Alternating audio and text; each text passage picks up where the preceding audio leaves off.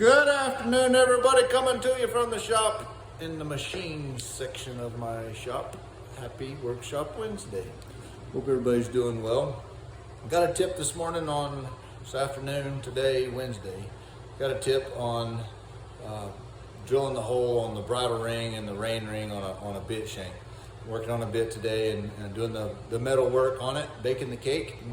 So getting that big old hole, 1 inch hole, 3/4 inch and 1/4 inch and 1/8. There's all kinds of different sizes in bit shanks, but anyhow, getting that big old hole drilled precisely in the center is somewhat challenging, and then cleaning it up. So I'm gonna show you all what I use to drill the hole, and then I'm gonna show you all what I use to clean it up.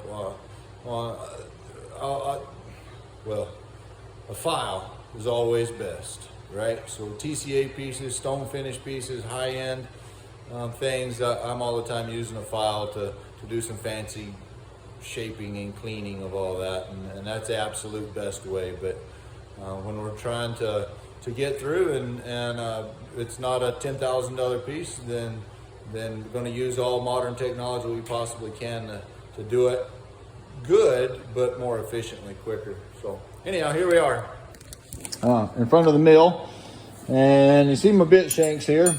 So this hole and this hole is what I'm talking about, drilling it out. Like, how do you get that nice and round and everything perfectly in the center and all that? One disclosure, it's not always in the center, so how do we make it look in the center? Yeah, I'll show you that too.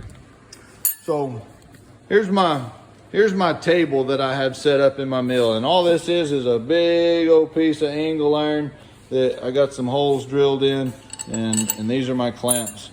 And I'll clamp my bits in here, and that's clamp it in here with these two things.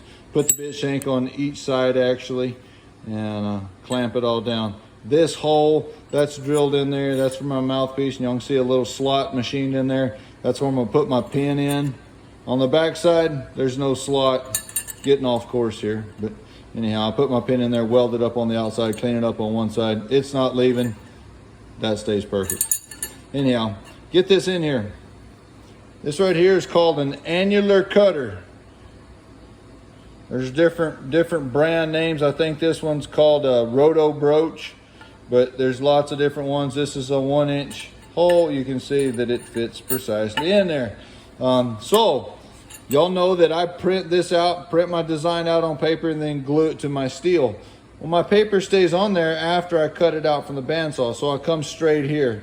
I got this fixed in my mill, and then I move my shank and my table to where things are lined up. And I'm looking at this side and this side to look at all 4 sides and my drawing and make sure that it's all centered up.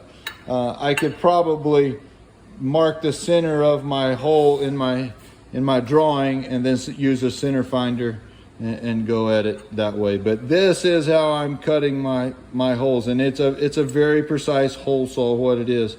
And I'm pretty sure, so you see a 1/4 inch hole there, I could probably stick a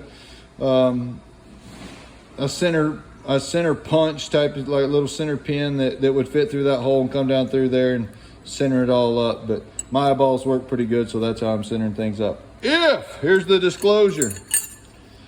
If things get off a little bit, we know that hole is going to be round, right?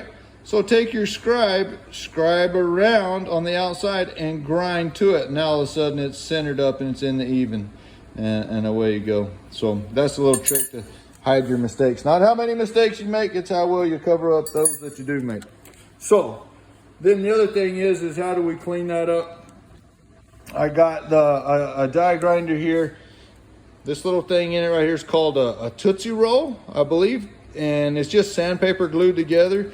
You can get it from your welding store probably, or some of the machine stores, they'll have it. Get them in different grits. This is just I bet it's 80 grit, nothing fine, but I'll take it in here and sand all that out, and I kind of take the sharp edge off of the ring. It's important that isn't sharp, but I don't go to a ton of trouble of just really making that with a fine finish like I do on everything else. When you look at this shank here, it's pretty shiny. That's a 400 grit finish. I'm not worried about that doing it on the inside there. Here's another option. These are little flap wheels. Here's one that I've used quite a bit, and you can see that it's kind of worn out. This one here is brand new because it's too big and won't fit. It's bigger than 1 inch, but they all look about like this. These probably work a little bit better than the Tootsie Roll thing, but right now that's all I have, so that's what I'm using. But these do work really good too. Get them in different grits as well. So anyhow, that's that. Hope that was helpful. Making round things round, straight things flat, and straight things straight, curved things curved. That's what we're all about in the bit and spur world. And these top and bottom rings, they need to be round and look good, and that's the way to go about it. Usually when you're giving a tip and teaching a class, you tend to learn something. I have a feeling that there's lots of guys out there doing it other ways, and I may learn something here. So anyhow, y'all do it a certain way. If you think's better and faster, go at it. Tell me about it. Hope all is well.